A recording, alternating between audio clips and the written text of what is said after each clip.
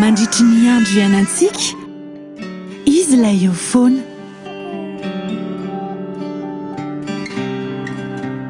manohana sy mitantana amin'ny lalana rehetra le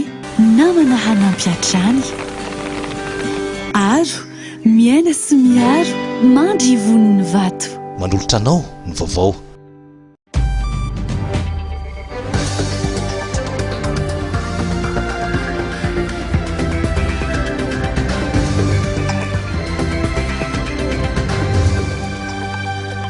manatra ny arabandray ary tompolasy toboko vavy amin'izao takariva ny alarobia fa 7 ny volana febroary 24 izao tafaraka etsika dia asainy ampananjana ianao anaraka hatrafarany ity fampalala amin'ny vaovao itony fahitalavitra matv ity ireo savetrany ao anatin'ny vaovao isika zany hoe ny mahakasika ny fitsarana ireo olona izay manana andraikitra ambony eto firenena izay no anokafantsika ny fotoana amin'ity takariva ity midika fametrahana ny tanitandalana ary mitondra any amin'ny fanatsarana ny fitantanana raharam-panjakana ny fafana mitsara ny mpitondra fanjakana toy ny filohan'androm-panjakana ny mpikambana anatina gouvernemanta ihany koa izay manana raharaha mavoasaringotra azy amin'izao fotoana izao io moa no fanazavana ny etin'andriamatoa imbika herilaza ary ny teny ihany koa ny tenany fa ny anteny mera-pirenena ihany koa tsy maintsy akakevitra eo anatrehany izay raharaha izay raha mpitsino tanterahana ny fitsarana voalohany izay ataon'ny haute cour de justice izay misahana ireo raharaha mahavoakasika mpitondra fanjakana toy ny filohana androm-panjakana mpikambana amina gouvernemanta namarany imbikerilaza izay mpitsara fa midika fanamafisana ny fametrahana ny tanitandalana ary mitondra fanatsarana ny fitantanandraraha-panjakana ny fisian'ny haute cour de justice rahatsika mahafantatra moa fa raha pitsy tokoa no apetraka zany amin'ny fomba manetsiketsika le haute cour de justice amin'ny firenena malagasy ary ihany koa ny firaisambe iraisampirenena dia midika zany fa miezaka mametraka ny tanitandalana ny fitondram-panjakana amin'izao fotoana izao satria rahatsika mahafantatra fa misy olo-panjakana ambony izay ny haute cour de justice ihany no afaka mitsara nyzany olona izany tena fanatsarana ny fitantanana na raha-panjakana satria raha fantatry ny mpitondra fanjakana ambony ane hoe mety misy ny fanasaziana ary indrindra fa misy ny olona afaka anatanteraka n'izany fitsarana sy fanasaziana izany dia mety manova izy na mitandrina amin'ilay fomba fitantanana izay mety andika ny lalàna rahatsika mahafantatra fa hatretany dia mbola tsy nisy zany hoe olo-panjakana ambony nandalo ny tsaraina teo anivon'ny haute cour de justice dia mino zany fa izy ao zavatra ho atao rapitsy izao dia manamarika n'ilay fahavononana fa indrindra zany le fahasahiana hoe tsy misy tsony le tsy maty manoty na ny ataontsika hoe mpitondra fanjakana teo aloha na ny mpitondra fanjakana amin'izao fotoana izao fa mitovy tantana ny olona rehetra mba ny lalàna daholo mikasika indray ny tsy maintsy akana ny hevitry ny antemera-pirenena mikasika ny raharaha fanenjehana mpitondra ambony eo anivon'ny HCJ dia manana ny heviny imbiky herlaza ilay izy tsy hoe miandry ny antenimera-pirenena zany vao afaka mitsara fa ilay lalàna tamin'ny 7 mihitsy zany no milaza fa raha ny fanenjehana dia tsy maintsy any amin'ny filohan'ny antemera-pirenena aloha no mijery hoe afaka sokafana ve izay totataratasy mpanenjehana zay sa tsy afaka sokafana izany hoe eto zany dia mifangaro ny fahefampitsarana sy ny fahefana eo anivon'ny mpanao lalàna ny antony dia tsotra everina zany fa ny fahefana mpanao lalàna dia misolteran'ny vahoaka dia tokony misy ny vahoaka zany anatin'io fitsarana ambony io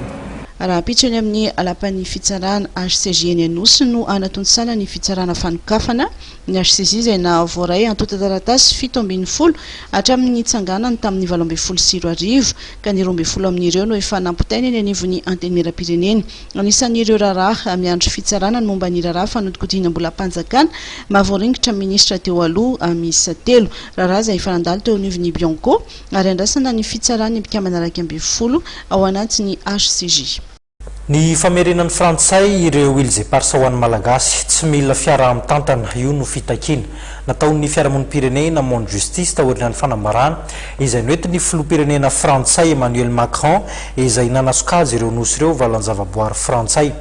maro ny tianyity monde justice ity ambara atao anatin'ity fanadidina ity no nitondrany ny faneokeviny indao ary rahantsika eto zao manaraka izao Mitaka ny fampiarana ny fanapahan-kevitra teny amin'ny izay ivato ny fiarahamonim-pirenena Monde Justice dia ny fialan'ny Frantsay ary ny famerenana avy hatrany Nosy Îles Éparses ho an'ny malagasy fa tsy mila fiaraha-mitantana araka ny resaka voizina. Io ny sosokevitra avy amin'ity fiarahamonim-pirenena ity manoloana ny fanambarana nataon'ny filoham-pirenena Frantsay Andriamatoa Emmanuel Macron izay milaza fa atao valan-javaboary Frantsay ireo nosy ireo. Dia ny fanantanterahana ny zavatra rehetra ny fanarahana atao amin'ny CCIV fanatanterahana an'io en gros zany a dia ny famerenana ampanajana ireo nositsika dia ireo tokony io tokony anaovana ina moa izy tokony anaovana ahoana tokony atao zay le izy fa tsy misy zavatra hafa tsy misy cogestion tsy misy ressources rehefa anao tsika anirina any rehefa tompony tsika. Resy lahatra ny Monde Justice fa misy tompontsoa manokana matoa ho tazomin'ny Frantsay mafy ireo nosy efatra mandrafitra ny Îles Éparses. Afaka trandraina ahafahana mampandroso ny firenena tokoa anefa ireo arena mifono ao. Nosy anakefatra le manambola sy manan-karena sy feno are-pirenena no hitany fa izy rehetra sasany a tsy hitany fa le reo efatra reo a no lazainy a fa anazy ny anankiray aloha 4 milliards de baril ny ao ary vola be tsy hitapesipeseny na zahoana mampandroso ny firenena malagasy. Mila mahitsy ny fitondram-panjakana malagasy amin'ny fitakinana izay ataony indrindra manoloana ny fandalovan'Andriamatoa Jean-Yves Le Drian, ministry ny Europe sy ny raharaham-bahiny Frantsay eto Madagasikara ny 29 febroary 2024 zao. Eo amin'ny filoham-pirenena malagasy tokoa ty olo manan-kaja Frantsay ty mandritra ny diany eto amintsika.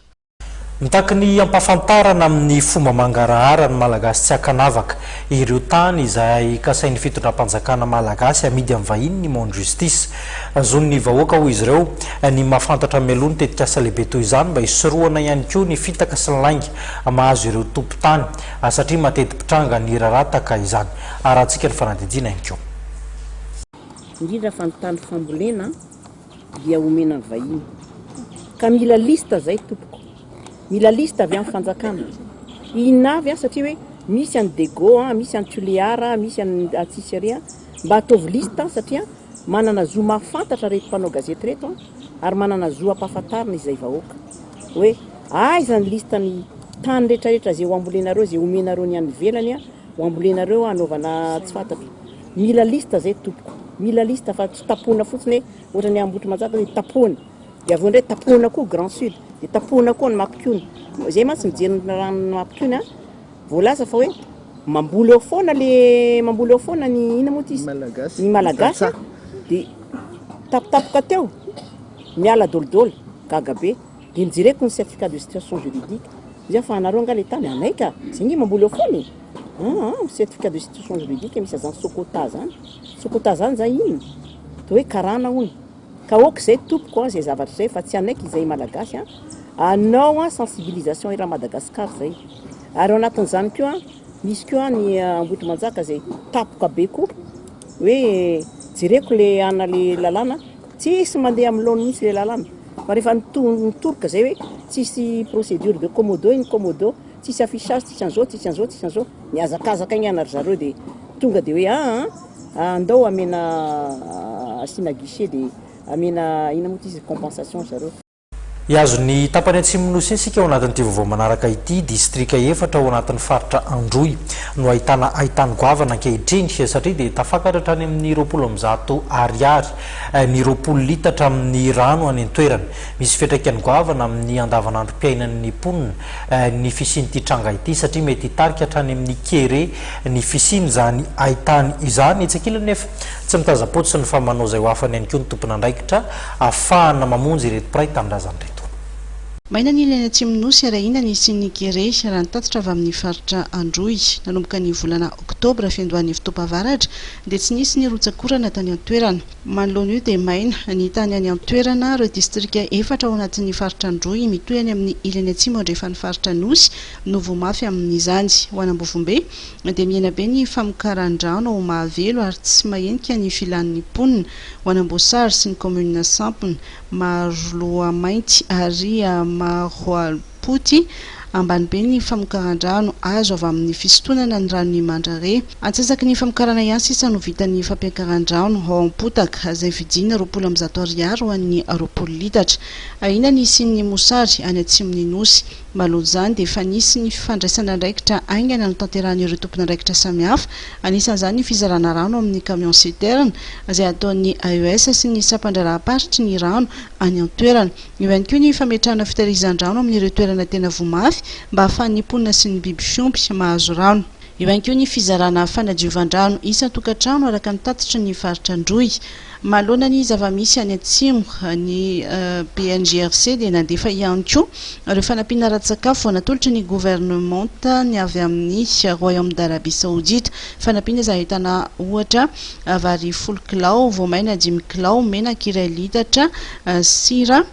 Olana tsy mbola voavahan'ny mpitondra ny fandimby sy ny tsy fampiny rano ary atsimon'ny nosy. Lasa toerana fanaovana tetika asa samihafa. Heveriny maro fa ilaina ny fijerena vahaolana maritra ho an'ny ilany atsimon'ny nosy.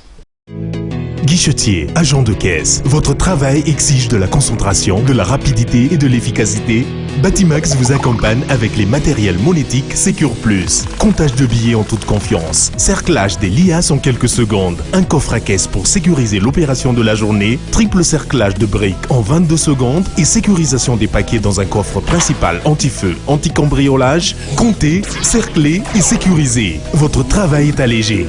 Batimax, la qualité au meilleur prix. Mandritry ny andro ianantsika izy lay eo foana manohana sy mitantana amin'ny lalana rehetra le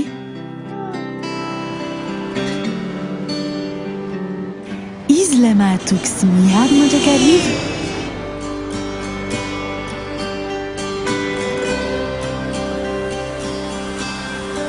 namana hanampy hatrany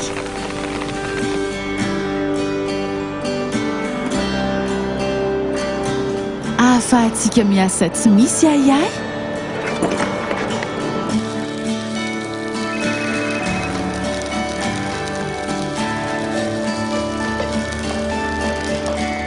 ary azy itokiana fa hananantsika fiainana tony sy milamina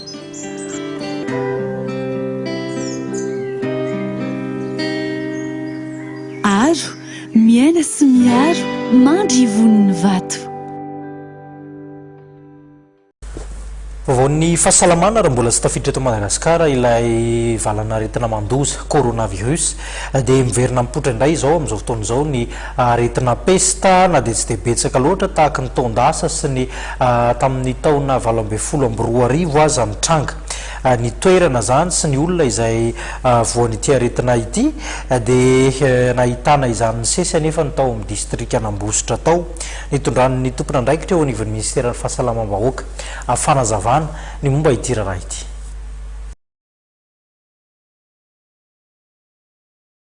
Tafiakatra 20 ireo olona fantatra fa voan'ny pesta tao Ambositra ary olona 7 no namoy.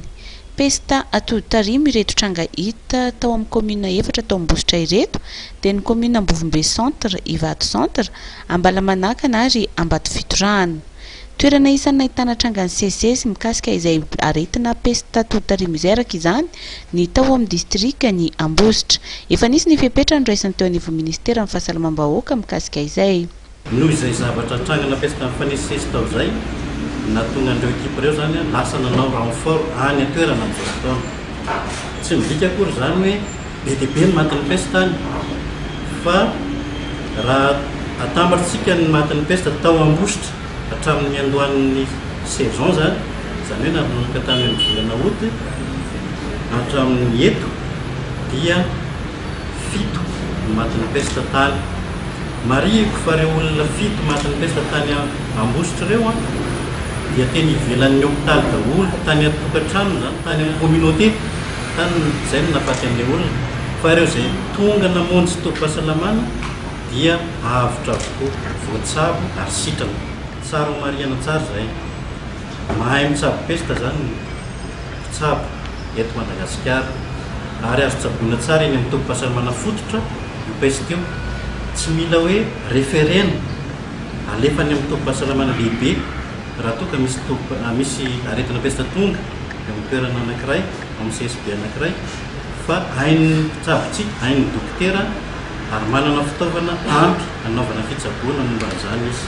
Ho an'i Madagasikara dia miisa 7 ireo distrika ahitana trangana pesta isaky ny fotoanan'izany dia ny volana aogositra hatramin'ny volana aprily. Tamin'ity fotoana ity izany hoe nanomboka ny volana aogositra farany teo dia distrika 13 no tena nahitana tranga ka 320 ireo olona fantatra fa voan'izany. Ny teo anivon'ny ministera amin'ny fahasalamam-bahoaka dia nanambara fa voafeny Madagasikara ny fitsaboana ny aretina pesta toto-tarimo. Araka izany dia azo soroana tanteraka ny pesta amin'ny alalan'ny fanaovana madio ny toeram-ponenana ary ihany koa anoherana ny fianaky ny voalavo miakatra an-tanety dia ny fisorohana amin'ny resaka fiarovana amin'ny adiny doro-tanety. Manentana ireo olona ina ho voan'ny pesta ihany koa ny eo anivon'ny ministera mba hanantona faran'izay aingana ireo tompom-pahasalamana akaiky azy indrindra ahafahana mitsabo ny aretina ary manakana ihany koa ny fiparitahan'izany amin'ny toerana maro. Efa ndresaka an'izay fahasalaman'izay ihany sika dia iray amin'ireo toeram-pitsaboana lehibe manatanteraka ny antsoina hoe autopsie raha ilainy izany ny hôpitaly etsy amin'ny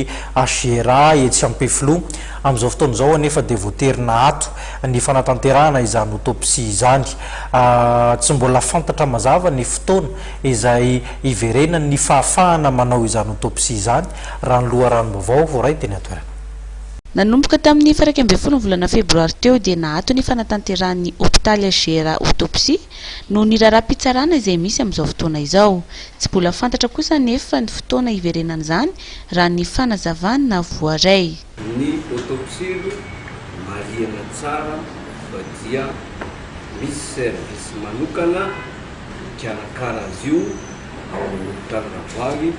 dia ny atao hoe service de médecine légale. Ao anatin'izay zany misy dokotera manao ny asany mikarakara amin'ny autopsie, misy ny médecin légiste. Ny autopsie ao amin'ny hôpitaly Ravoagy dia tsy azo atao raha tsy misy ny atao hoe réquisition judiciaire. Tsy misy autopsie atao raha tsy misy réquisition judiciaire. Zany réquisition judiciaire zany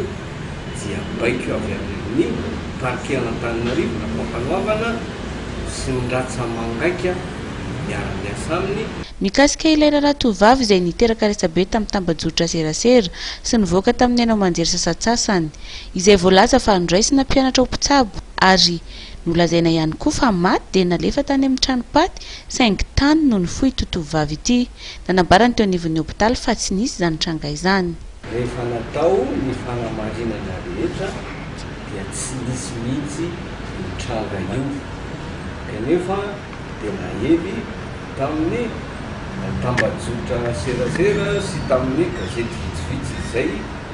ary dia misy gazety mihitsy ara efa nanao fanamariana ny ampitso fa tsy nisy ilay trano koa mafisinety zany fa tsy nisy an'izany tovavy raisina mpianatra izany dia any morgue izy no atao hoe etsiketsika indray dia velona tena vaovao tsy marina izany. Marina fa ray hatramin'ny 2 isan'andro ny fangatahana nanatanteraka autopsie voarain'ny hôpitaly HGRA. Amin'izao fotoana izao dia ny hôpitaly militaire na ny Omiso Avinandrina no afaka manatanteraka izany. Miantso ny mpikambana anatin'ny gouvernemanta hijery akaiky ny sosialim-bahoaka indrindra ny fiakaran'ny vidim-piainana izay hita sesilany ny solombavim-bahoaka voafidy teto Antananarivo tao anatin'ny boribory-tany faha-enina tao. Ezekiel Neniko tsy mitaza-potsy ny ity parlementaire ity fa mandray ny andraiky ny Andriamatoa Andriamampandry Todsoa mijery izay azo anampiana ireo vahoaka izay solony vavy ny anivon'ny anteny miram-pirenena. Malona ny fahasairana ny mponina amin'izao fotoana ny maitsoahatra izao dia mirotsaka antsehatra mananateraka asa sosialy ny député-ny boribory-tany faha-enina Andriamampandry Todsoa. Nambaran'ity solombavambahoaka ity fa na dia tsy tafiditra ao anatin'ny asan'ny député aza ny fanohanana ratsy sosialy ny mponina dia miezaka ny tenany mitafa ary manatanteraka asa mipaka amin'ny fiainam-bahoaka ao anatin'ny vanim-potoana tsy isiany fivoriana eo anivon'ny anteny miram-pirenena. Dia tsy maintsy mitsinjo mijery ary miaro ny vahoaka fa raha iandro mparahana tanteraka eto tsika dia olozan'ny toetrandro eto ary hosairana foana ny vahoaka fa tsy maintsy mandraindraikitra ny tena zay no mahatonga ny tenanay miaraka amin'ny olona tatsaha eny anaty dobo eny atambary miaraka amin'ny tanora eny akanja miaraka amin'ny olona sahirana miaraka amin'ny olona mpiangona ary miaraka amin'ny olona rehetra zany ny tenanay ary manao asa sosialy anatin'izay ary iny indray mazakerinandro ny tenanay dia tsy maintsy misy asa sosialy hoentina anampiana ny olona na zokiolona io na tanora io na tatsaha io na olona sahirana io zany dia hitantsika zany amin'ny réseaux sociaux reny ny asa zay ho ataonay satria ny asa tsy vita tsy fanakonana ary tsy maintsy mijoro ny tena mba manao zay mety ao anatin'izay na dia azan'ny mpanatanteraka ny gouvernement tary mijery ny asa sosialy ny fotodrafitrasy reny miantso ihany koa ny gouvernement mba hijery akaiky ny sosialim-bahoaka indrindra manoloana ny fiakaran'ny vidim-piainana sy ny tsy fanananasan'ny tanora ao amin'ny boriboritany fahenina izay manodidina ny 20,100 dia mpamboly ary tanora avokoa ny vidim-piainana zany neny aminay dia tena miakatra tsy zakany miakatra eo koa ny sosialim-bahoaka eo zany tena miakatra ny jiro ny rano ny volaloha raha marary ianao dia tena sahirana ny olona ao anatin'izay eo koa ny fampianarana zay tsy zarizary ao anatin'izay zay mila lesoka be da be mihitsy ao anatin'izay areo koa ny fotodrafitrasa zay tokony hojerevana manokana ao anatin'izay areo koa ny tatsasa zay mbola betsaka ny aminay mila fanampiana izy ireo amin'ny masomboly maro isan-karazany ny korinan'ny rano rehetrarehetra zany dia mila jerena tao anatin'izay tsy vita ny sombavambahoaka irery zany ary tsy azany ary zany fa ny sombavambahoaka dia mitondra tenin'ny vahoaka ary maramaso ny asan'ny gouvernement fa izay manao zay mety any amin'ny olo-pirenanay fa dia miantso fitondram-panjakana mbejery akaiky ny vahoaka malagasy ny solomavambahoaka ny boriboritany fahenina izay nilaza fa mba ahafahan'ny solomavambahoaka mandray anjara misimisy kokoa amin'ny fampandrosoana ilaina ny fametrahana ny FPI na ny tahirizom-bola manokana ho an'ny parlementaire resaka ny makasika amin'ny toe-kareny sika satria dia tafapetraka tamin'ny fomba ofisialy ilay antsoina hoe BIC izy ity izay antsoina hoe bureau d'information sur le crédit nampahafantarina ny maraina teo tao anatin'ny atrikasa no tanterahana androany teny amin'ny trano fandraisam-bahiny Colbert Antaninarenina ny lanonana ity fotoana ity dia natrehan'ny gouvernoran'ny banque foiben'ny Madagasikara teo ihany koa ny solotenan'ny société financière internationale io ilay antsoina hoe IFC ary ihany koa ny solotena maritry ny banky iraisam-pirenena eto amintsika birao ahitana ny mombamomba ny mpapitram-bola na bureau d'information sur le crédit voalohany eto Madagasikara no nampahafantarina androany teny amin'ny Colbert Antaninarenina tafapetraka izy zao fa amin'ny asa miandratsika dia ny fanabeazam-bola famelona hatrany ny base de données na ny zavatra misy anatin'ilay bureau d'information de crédit zavatra kendrena dia ny isin'ny olona maro dia maro isin'ny orinasa maro dia maro vorakitra ao anatin'io bureau d'information de crédit azahoan'ireo olona maro sy ireo orinasa maro ireo manamora ny findramam-bola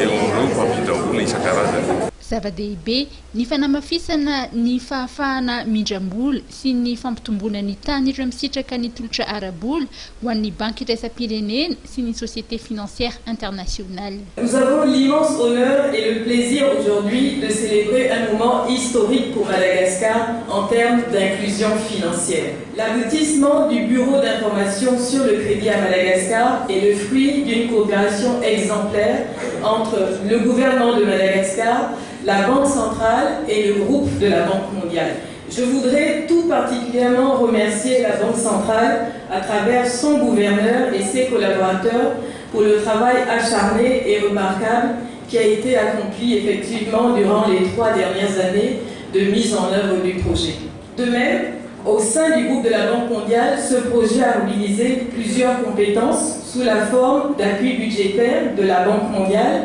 et sous la forme d'une assistance technique d'AFC. Ilaina moa ny fiarahamienta ny mpiantsehatra rehetra ao anatin'izany tetikasa izany mba tena hampandroso ny firenena tokoa. mba ahafahany bika miasa dia nampahafantarana androany ihany koa ny fisian'ny service de scorine psychométrique izay mikendry ny fampitomboana ny fisitrahan'ireo mponina eny amin'ny tontolo ambanivohitra tolotra arabola. Tambajotra iray iraisan'ny mpandraraha ilay antsoina hoe réseau d'affaires ny antenimiran'ny varotra France Madagascar na ny chambre de commerce France Madagascar CCIFM izay no fiantso azy izay mikendry ihany koa ny ampiroboroboana ny fifandraisana ratoekarena eo amin'ireo orinasa frantsay sy malagasy. Tamin'ity androndroany ity zao ohatra dia nisy ny fampahafantarana ireo tolotra ho an'ity taona vaovao 2024 ity. Mahatratra efajato ireo mpikambana eo anivon'ny chambre de commerce France Madagascar CCIFM na ny antenimiran'ny varotra France Madagascar amin'izao tambazotra izay mikendry ny fampiroboroboana ny fifandraisana ara-toekarena eo amin'ny orinasa frantsay sy malagasy. Betsaka ireo tantsorika izay omen'ny CCIFM izay raha ny fantatra androany nandritra ny fifampiarabana noho ny fanatrarana ny taom-baovao 2024 fotoana izay nentina ihany koa nampahafantarana ireo ekipa vaovao. Ny chambre de commerce ngeka afaka manampy lahatra ny visa araka ndresahany teo araha visa Schengen afaka karakaraina ny fampionana anao amin'ny orinasa any andafy ny fampionana ny orinasa eto samy Madagasikara eto azo atao tsara mihitsy dia izay zany anisan'ny tena zavatra ngezabe ho ataon'ny chambre de commerce mihitsy efa nanao an'izay izy hatramin'izay fa toizina izy amafisy satria betsaka ny tsy mahalala ny service io zany ka mino fa ho betsaka malagasy sy ny orinasa anatony ny chambre de commerce mba afahana zany mampiroborobo satria sehatra ngeza be era-tany ty afaka mifanakalo ary sotra mora. Sy ho latsan-danja ihany koa ny resaka fiofanana amin'ity taona ity. Comme CCIFM zany zay isa-taona dia misy formation maro be amin'ity taona ity zao dia fitopolo eo ny formation zany zay ho atolotra ho amin'ny ireo membre fa na tsy membre koa dia afaka manantona anay avy hatrany koa raha ohatra ka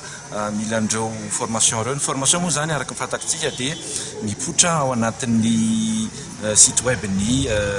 chambre de commerce industrie France Madagascar izy ao ny catalogue manazava ny rehetrarehetra zany momba ny formation. Manana ny fahaiza-manao sy ny traikefa amin'izany ireo mpampiofana samihafa. Madagascar zao dia mila olona tena afaka miatrika miasa amin'ny lafiny tena hoe qualité fitentsika anazy kalitao izy tsika ary misy fiatraikana hoe misy impact mihitsy tsy ataontsika hoe effet fa tena misy impact amin'ny fampandrosoana ny orinasa fampandrosoana Madagascar zay ny anisan'ny zavatra tsy ampy ary zavatra ngetabe zany ny défi ataon'ny CCIFM amin'izao fotoana zao dia ny fanampy indrindrandrindra zany amin'ny orinasa izay misy eto Madagascar zany amin'ny io lafiny ataontsika hoe développement de compétences moa zany fitentsika anazy. Tamin'ny herintaona raha nitatitra natao androany dia nahatratra 120 ireo nisitraka fiofanana. Aujourd'hui, on présente à l'ensemble de nos membres et devant la presse, on présente notre 5e édition de notre catalogue de formation. Donc c'est la 5e fois qu'on publie notre catalogue. Aujourd'hui, au sein de la CCIFM, on présente des programmes de formation autour de 10 thématiques et 70 programmes aussi variés les uns que les autres. Donc on touche à travers ce catalogue de formation des domaines dans l'entreprise tels que le marketing, les directions commerciales, la finance, la comptabilité, la gestion, etc. etc. Donc nous, notre volonté, aujourd'hui, on propose au sein de la CCIFM, à travers notre catalogue, c'est le catalogue le plus riche et le plus complet qu'on peut trouver aujourd'hui au sein de Madagascar, au sein de la CCIFM. Ankoatra ireo fionany toy ny club affaires, ny networking cocktail sy ireo tolotra samihafa izay ahafantarana ny CCIFM dia fanavozana izay nentina tamin'ity taona ity ny booster. Le booster, c'est quoi? Déjà, dans la dénomination de ce service-là, ce qu'il faut se dire, c'est que c'est une dénomination internationale, c'est-à-dire que dans toutes les CCI, en fait, partenaires de la CCIFM, membres du réseau CCIFI, je vous expliquerai tout à l'heure, il y a ce qu'on appelle le service booster. En fait, c'est une offre complète de services pratiques qui va donc vous permettre d'être accompagné dans votre projet d'implantation ou de développement. Dans ce service, il y a donc tout ce qui est domiciliation, hébergement, recrutement, gestion ou portage salarial,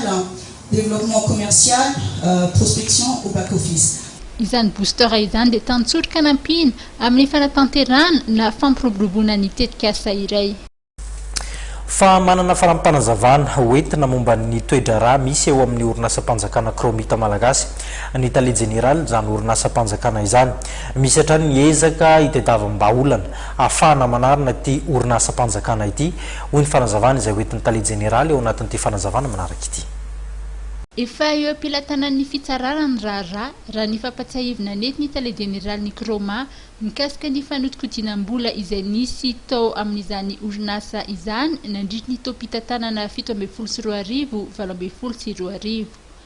nisy tokoa ny fitoriana ary nisy ny fangatahana onto rehefa mitory zany satria raika amin'ny zato lavitra isa ariary ny trosana ampidirina 5 amin'ny telopolo fanidimy lavitra isa ariary ny perte ny very tao anatin'ny fitantanana zavatra tsy tokony tsoroana zany ary tena fanohitra be ho an'ny firenena misy ny fitaraina nataon'ny vankefitana tokoa dia arakan'izay teo efa manosinoso ny fanadadiana miandry tanteraka an'io zany tsika sahirana ny orinasa miatrika ny fandoavana karama nisy ny fanarahana niaraka tamin'ireo mpiara-miombrantoka rosianina izay nanapa-kevitra ihisa amrely fa tsy hany olintsony ilay fiara-miasa dia fanarahana tamin'ireny mantsy hoe zareo no mandohan'ny karaman'mpiasa zany ao anatin'ny fotoana iara-miasa volana novambra sambra ary janoary lasa teo zany efa tsy mandoha intsony izy io zany ny orinasa no mitady ny azo atao rehetrrehetra mandoavana zay azo mandoavana dia vita ny volana desambra amintsika miteny zao tsy afaka manao vonjy ranovaky isam-bolana ny orinasa fa mitady vahaolana maharitra ary efa nisy drafitra ho an'ny fanarenana misy ireo mpiara-monantoka efa maromaro amin'ny fotoan'izao nefa maneho ny fahasotondrareo hiaraka ijery fotony ny lafin'ny teknika aloha satria zay no anjaranay ny lafin'ny teknika no anjaranay atolotra kosany rehefa avy eo ny valiny lafin'ny teknika iny miaraka mitolotra ataon'ireo mpiara-monantoka dia ny filan-kevitra tanana miaraka amin'ny fotoram-panjakana mijery sy mandinika izany mifanaraka amin'ilay vina sy paikady entina narenana ampatrona ny firenena malagasy. Ny zmateur Ratsiahivina dia nisy ny fionana andatabatra nahitana ny mpitantana ny Kroma, ny ministry ny arenakibon'ny tany sy ny arikarena stratégique ary ireo solotenan'ny mpiasa. Fotoana izay nahafahan'ny mpitantan'ny Kroma nampafantatra tamin'ny ministra ny zava-misy marina. Eo ny fahasahiranana vokatry ny fahalasanan'ny Rosianina fa eo ihany koa ny vona any Breville vokatry ny andro ratsy. Maro ny trabona. Taoriny izay fionana izay dia fantatra fa efa misy ny fanampiana amehana tonga ny Breville ary misy ihany koa ny fepetraraisina manoloana ny lalana simba. Rehefa fotoana ny orana toy izao raha ny fantatra dia nitsahatra ny fampandehana ny Kroma fa atao kosa ny fikolokoloana ny fitaovana entina manodina ny Kroma. Ho any amin'ny commune talata volonondro sika satria dia noho ny fiara-miasan'ny commune ny Zandary ary ny fokon'olona teny an-toerana dia mpangalatromby 3 nosarina tao anatina fokotany iray antsoina hoe Mahavelona ao anatin'ny commune talata volonondry. Niavaka ny asa izay nitanterahan'ny telotota zany teto araka ny efa voalaza teo ny commune ny Zandary ary ny fokon'olona satria dia nahitambokana zany. Mpangalatr-omby miisa 3 no voasambotry ny Zandary eo amin'ny poste fixe talata volonondry ny alady maraina lasa teo. Omby miisa 3 no nangalarin'izy ireo tao amin'ny fokotany Mahavelona ny alady io ihany. Izao vokatra izao no azo dia noho ny fiara-miasa teo amin'ny commune sy ny fokotany ary ny Zandary. Misaotra betsaka amin'ny mpamely loharano-baovao ary ny rarina dia mba hitohy hatrany ny fiara-miasa amin'ny commune sy ny fokon'olona. Ny alady maraina tokony ho tamin'ny iray ora no niseho ny alatra araka ny filazan'ny tompon'omby izay tsy nahatsikaritra ny fahavoazana raha tsy tamin'ny 5 ora maraina. Nisavetrany ny fampandrenesana ny fokon'olona sy ny Zandary ka mpiantsena maraina no nahita ireo mpangalatra ny tetitetika ireo omby tao amin'ny fokotany Avaratsena commune talatany volonondry ihany. Nentin'ny jiolahy tamin'ny fiarakaretsaka ny hena izay natao tao anaty gony. Ny fiaran'ny chef de poste no nanenjehany io fiarakaretsaka io ka teny an-dalana dia tafaporitsaka ny jiolahy sasany. Izy 3 lahy kosa voasambotra. Tato ato izao dia tena nirongatra ny asan'ny tsy fandriam-pahalemana ary trangana ampalahelo noseho voatselaky kory izay tamin'ny asabotsy ifo alahady teo. Dia misy teo amin'ny fokotany ambony Mahavelona alatr'omby, omby anankitelo dia zosena ary nentin'izy ireo saika hiakatra ho any Antananarivo ilay hena avy ny zosena ka noho ny hetsika nataon'ny mpitandro filaminana sy ny fiaraha-miasa teto anivon'ny komina dia tratra ireo mpanao ratsy ka izany indrindra no amafisinay mampalahelo loatra ireo vahoaka satria tsy mandro fahalemana very fananana. Amin'izy telo voasambotra ireto dia ny mpamily ilay fiarakaretsaka ny iray voalaza fa fiara-miasa ao sapotsina mena ilay fiarakaretsaka ary ny hena kosa saika mety teny akatso.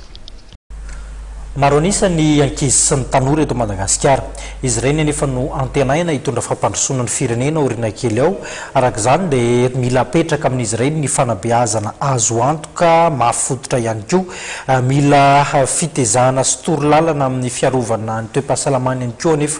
ireny ankizy tanora ireny hoy ny fanadihadiana izay hoentina aminao manaraka ity. Olana mipetraka amin'ny fanabeazana ny ankizy sy ny tanora ankehitriny ny tsy fisian'ny firesahana sy fifanakalozana eo amin'ny ray aman-dreny sy ny zanaka. Vokany, maro ireo ankizy tanora no manana olana eo amin'ny fiatrehana ny fiainany sy ny hoaviny. Mila torolalana izy ireny, ampitomboina ireo sehatra ahafahana mifanakalo-hevitra mba ahafahan'izy ireo miatrika ny hoaviny. Efa maro ireo andraikitra raisin'ireo fikambanana maro samihafa eny anivon'ny fiarahamonina na ireo mpanentana ara-pahasalamana maro be misehatra eny anivon'ny fokontany fa ankehitriny dia tsapa fa miamitombo ireo ankizy tanora tratra ny voaka-loha loatra na ny voaka tsy ireny.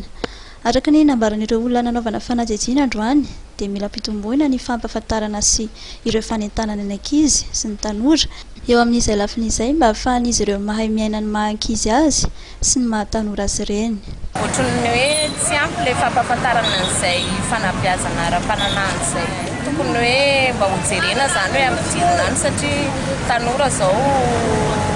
tokony hoe hotezaina any ampianarana dia tokony hoe ampahafantarana any ampianarana izany izay zavatra izay tokony atao angamba dia ohatran'ny hoe ampidirina any an-tsekoly mihitsy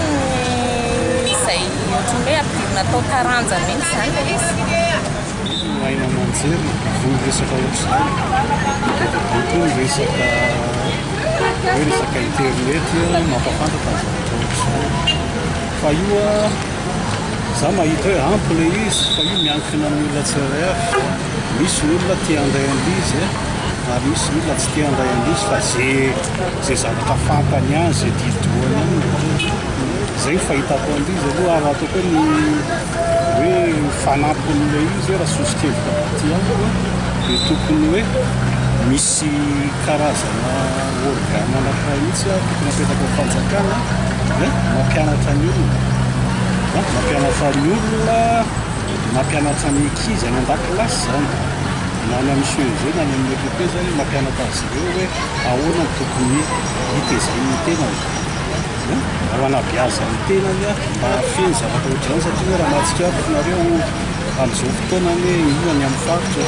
be dia be hoe ankizy kely telo ambin'ny folo taona efatra ambin'ny folo taona ina ho mahatonga an'izany tsy fahampian'le fanabeazana ary eo koa mbola le kolotsaina amin'ilay ray aman-dreniny hoe le volany mavesa-danja ho aminy dia tsy raharaha iny izay ho avin'ilay zanany kanefa iny na tiana na tsy tiana izy fiantraikany amin'ilay ankizy avy eo satria lasa vatan'iny izy dia lasa ironany mitratena. Tsy ny any an-tsekoly ihany no manome fanabeazana ny tanora fa ilaina ihany koa ny manome fanabeazana ireo ray aman-dreny eny anivon'ny sekoly sy eny anivon'ny fiarahamonina satria manana andraikitra lehibe amin'izany ihany koa ireo ray aman-dreny. Ary io tokony tanana be dia be satria ilay ray aman-dreny ohatran'ny mirona be amin'ilay resaka ara-materialy zany dia tsy miraharaha n'iny izy fa hoe rehefa io ny tingony indrindra hoe raha mahita zao nareo hoe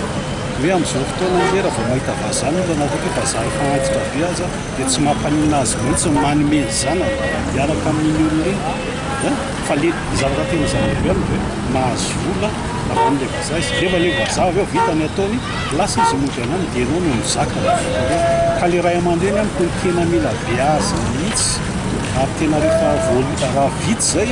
ataoko hoe mahafarafaratsy hoe za tsy mitenoro foana fa mba miaina farafaratsy. Mila tanora fitaratra isika malagasy ho amin'ny fampandrosoana ny firenena ny fanomezana fampianarana sy fampahafantarana ary fanentanana azy ireny no ahafahana miady amin'ny voaka-loha loatra.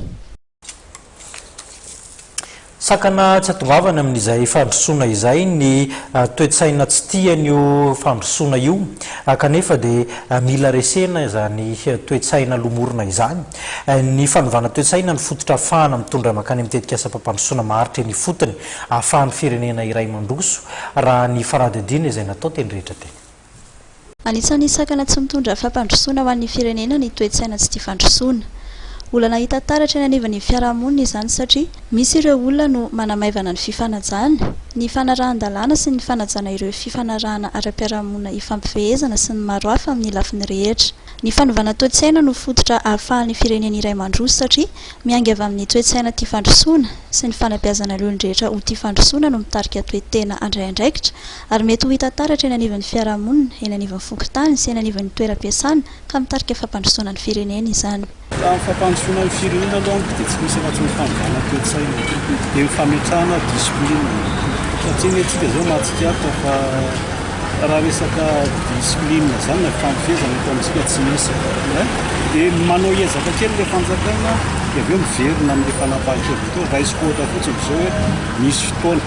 na lamo na mitsena na finaritra io mandeha teny an-dalana malalaka ny arabe tsy haiko tsisy iray volana tateoriana nefa miverina amin'ilay taloha antsika dikan'izay zany raha tsy entitra mihitsy ny fanjakana tsisy fampandrosoana ampiainantsika firenena fa mihodikodiody fotsy menaka. Araka izany, mifototra amin'ny toetsaina ny fampandrosoana, mila samy mahay manaja ireo lalàna misy eny anivon'ny fiarahamonina sy eto amin'ny firenena ny rehetra, ahafahana mitondra fampandrosoana maharitra ho an'ny tanindrazana. Vaovao ny fanatanjahantena reto vaovaontsika manaraka ireto tonga nitsidika ny kianja atletisme tetsy Alarobia ny minisitry ny tanora sy ny fanatanjahantena Omaly Tolakandro atao aorianan'io fitsidiana io no nanambarany fa dia asy-panamboarana ireo fototra-avitrasa rehetra momba ity taranja fototra atletisme ity manana ny maizy azy ny malagasy ny vokatra izay azony eo amin'izay tontolo izay kararo loatra ny fototra-avitrasa raha asy-panamboarana. Nidina ifotony mijery akaiky ny kianjan'ny taranja fototra atletisme tetsy Alarobia Andriamatoa Tenoka Roberto ministry ny tanora sy ny fanatanjahantena Omaly Tolakandro. Araka ny fanamboarana ombenimbeny dia ataona ny fanavaozana ireo fototra-avitrasa efa misy sy ny fanamboarana fototra-avitrasa vaovao ty taona 2024 ity. Alainao sérieux amin'izay ny zavatra iainan'ny atleta rehetrarehetra, zavatra iainan'ny mpanao sport rehetrarehetra zany dia tokony ho fitsapan'ilay tompona andraikitra voalohany hoe zao marina ny zavatra misy aty ka tonga eto androany hijery satria ity no seul stade tsika manana piste tartan zany ahafahana manao championnat na national io na international moa fa tsy azo raisina araky ny tenin'ny présidente tao satria efa goka be ny piste tartan tsika tsy vitan'ny piste tartan fa nijery ny manodidina rehetrarehetra ny saut à longueur ny saut à hauteur nijery les salles de musculation tato nijery reny tribune rehetrarehetra reny nijery le fefy lancer de disque lancer de javelot sur poids ry amin'ny sisiny arya fa tena potika tanteraka zany ty stadiny Alarobia ity ka eto tsika zany no jery ohatra hoe mananeritreritra tsika hoe anana relève zany ahoana moa no ananana relève raha ny infrastructure atsika ohatran'izao zara ontsa mihitsy mifoko nijery an'le izy androany jery an'le salle de musculation tato androany tena variana ary tena malahelo hoe ahoana moa zany nahavitan'le ankizy malagasy performance tsara be ohatran'ireny amin'ny jeu des îles raha zao nefa fitaovana ananantsika. Araka ny toromarika napetraky ny ministry ny tanora sy ny fanatanjahantena dia tsy maintsy fitaina alohan'ny faran'ny volana martsa 2024 ny fampitaovana sy ny fanavaozana ny salle de musculation etsy Alarobia. Nahazo fitokisana tamin'ireo mpikambana indray ny filohan'ny mpitantana ilay antsoina hoe AZF Andriamatoa John Love sy ny ekipany atao aorianan'ny tatitra arabola izay mitanterahana teny Anosy teny androany. Noho izany dia tsy maintsy hisy ny fanamboarana sy fandaminana isa-taranja ahafahana mampitohy araka ny tokony ho izy ity fifaninanana ara-panatanjahantena ho an'ny mpiasa-panjakana ity. Taoriny ny fivoriana izay nitanterahany ireo solitena ny mpitarika ara-panatanjahantena isaky ny ministera izay mivondrona ao anatin'ny fikambanana AZF sy ny mpitantana ny AZF dia mbola nahazo fitokizana tamin'ireo mpikambana Andriamatoa John Love Filoha sy ny ekipa tarihany. Ny ministera rehetrarehetra zany mahatonga solitena eo ny zavatra ny tapahana androany zany hoe ny fahazoanainy hoe anoizana satria nanao taritra arabola, taritra moral, taritra teknika ny ny any saison 2019 teo amin'ny teo amin'ny mpivory zany dia ny zavatra ny raha zany 54 mpivory zany aroa amin'ny 50 amin'ireo zany nanaiky ny mbola noizanay ny anome malalaka anay ny tohizany tantanana ny sport d'entretien mpiasa-panjakana. Aorian'ny fanamboarana sy fandaminana insataranja araka izany mba tsy hisiny ny fandaniam-bola apetraka eny anivon'ny ministera vao iroso amin'ny faninanana ny AJF iverin'ny mpitantana ny 7 aprily no isokatra ny taom-pilalaovana 24 dia izay ny vaovaontsika ary tompoko lasy tompoko vavy mametraka ny velomandra-pitafa ary ankasitrahany ianao nanaraka izany hatramin'ny farany ho amin'ny rapitsika mbola miaraka eto any amin'ny ora mahazatra zany hoe amin'ny 7 ariva ho amin'izay indray ary ny fotoanantsika manaraka veloma tompoko. Eo ambany fehiny ny ministry ny tanora sy ny fantanjahantena Tinoka Roberto andriamatoa sy tendra ny nasonaiko filohan'ny komite olimpika malagasy arahinao ny alady ray martsa 24 amin'ny 7 eto amin'ny MATV fanolorana ny trophée mahery 24 Barea de Madagasikara tonga teo amin'ny ampahefatala ny kanina 7 tany Egypte Maki de Madagasikara U20 tompondaka ny Afrika groupe B Rosina Randafson tompondaka ny Afrika eo fibatana Fonjambi Ricardo Elarion tompondaka ny Afrika eo fibatana Fonjambi Maurice Marinjara médaille limo tompondaka eratany teo amin'ny athlétique physique. Trophée Mahery 2020 partenaire Sopret. Mandritry ny andro ianantsika izy ilay eo foana manohana sy mitantana amin'ny lalana rehetra le namana hanampy hatrany aro miaina sy miaro mandry ivoniny vato nanolotra anao teo ny vaovao